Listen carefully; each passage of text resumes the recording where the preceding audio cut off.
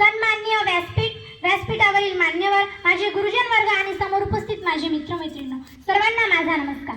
मी कुमारी प्रतीक्षा शामराव राठोड, वर्ग 10वीची विद्यार्थ्यांनी या व्यासपीठावर विषय मांडते जगणं महाग होतं. 15 ऑगस्ट 1947 ला आपला भारत देश स्वतंत्र झाला.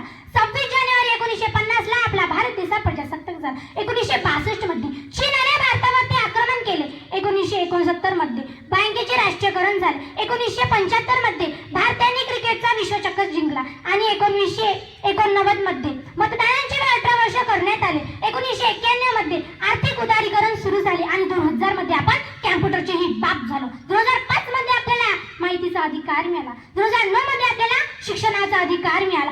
एवढं जगणं महाग होत असताना सुद्धा आपल्या भारत देशाने मित्रांनो प्रचंड प्रगती केली. आपल्या हातात मोबाईल फोन आहे, पण आपलं बोलणं मात्र सुधारलं नाही. आपले रस्ते सिमेंट कॉन्क्रीटचे झाले, पण आपलं चालणं मात्र सुधारलं नाही. आयुष्यभर शरीर राहणाऱ्या माणसाचं नातं मात्र आपण टिकू शकलो नाही. पैशाच्या जोरावर आपल्याला अभिमानही वाटते, पण पैशाच्या जोरावर आरोग्य मात्र सुधरू शकत नाही. पैशाच्या जोरावर लाखो किलोमीटर असणारे चंद्र, सूर्य, तारे हे आपण दुर्बिणीच्या सहाय्याने पाहू शकतो, पण पैशाच्या जोरावर आरोग्य मात्र सुधरू शकत नाही. जर या सर्व गोष्टी आपल्याला आत्मसात करायच्या असेल तर शिक्षणाचा खरा अर्थ प्रत्येकाने आपल्या मनामनात रुजविला पाहिजे. जीवन ही एक रंगभूमी आहे. जीवन म्हणजे दडदडींचा डाव आहे. जीवन म्हणजे ऊन सावलींचा खेळ आहे. या सतत सुख आणि सतत दुःख हे येतच असतात. एवढ्याशा जीवनात खूप काही हवं असतं. एवढ्याशा जीवनात खूप काही हवं असतं, पण जे हवं असतं तेच मिळत नसतं. जे हवं असतं ते मिळालं असतं तरी खूप काही कमी असतं, तरी खूप काही कमी असतं. जीवन हे माणसाला मिळालेली अनमोल देणगी आहे. या चांगल्या पद्धतीने उपयोग करणे फार महत्त्वाचे आहे. माणसाने शुल्लक दुखात व्यतीत होऊन न बसता आंब्याचा डोळा व्हावा, अन्नाचा पाय व्हावा, लंगड्याचा पाय व्हावा, दुसऱ्याला आनंद द्यावा व दुसऱ्यासाठी जगावे आणि जगू द्यावे. जमेल तेवढे जाणावे, जाणीवेची गाणे गुणगुणत पुढे जावे. खरंच माणसाकडे आचारशक्ती आहे, विचारशक्ती आहे, सतबुद्धी आहे.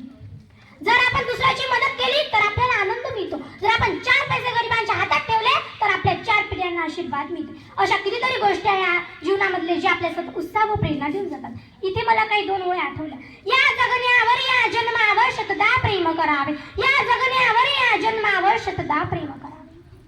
खरंच मित्रांनो, माणूस राग जितक्या सहजतेने व्यक्त करतो ना, तितक्याच सहजतेने जर प्रेमही व्यक्त केले असते तर जगण्याला किती मजा आली असती ना. आयुष्यातले निर्णय चुकतात म्हणून आयुष्य चुकत जातो. कधी कधी प्रश्न कळत नाही म्हणून उत्तर चुकत जातं.